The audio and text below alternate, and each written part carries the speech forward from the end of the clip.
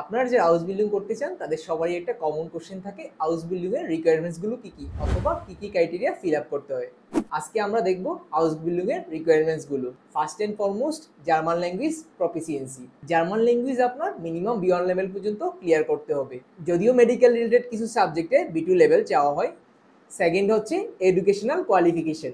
আপনাকে minimum SSC pass হতে হবে অথবা ইকুইভ্যালেন্ট যে কোনো ডিগ্রি, যেমন ডিপ্লোমা ইঞ্জিনিয়ার পাস হতে হবে। অনেকেই জিজ্ঞেস করে থাকেন হাউস বিল্ডিং এর জন্য এসএসসি অথবা এসএসসি রেজাল্ট কোনো ইম্প্যাক্ট করে কিনা। যদিও রেজাল্টের ব্যাপারে কোনো লিমিটেশন দেওয়া নেই, তবুও ভালো রেজাল্ট সবসময় ভালো ইমপ্রেশন ক্রিয়েট করে। থার্ড হচ্ছে ফাইন্যান্সিয়াল প্রুফ। যেহেতু হাউস বিল্ডিং এর জন্য আপনাকে কোনো কোম্পানির থ্রুতে যেতে হবে, তাই হাউস বিল্ডিং এর জন্য কোনো ধরনের ফাইন্যান্সিয়াল প্রুফ বা ব্লক অ্যাকাউন্ট প্রয়োজন হয় না। ফোর্থ হচ্ছে আপনার পাসপোর্ট ভ্যালিডিটি। আপনার পাসপোর্টের মেয়াদ মিনিমাম 12 মাস থাকতে হবে। দেন হচ্ছে আপনার সিভি এবং মোটিভেশনাল লেটার ক্রিয়েট করতে হবে। আরও বিস্তারিত জানার জন্য আমাদের সাথে যোগাযোগ করুন।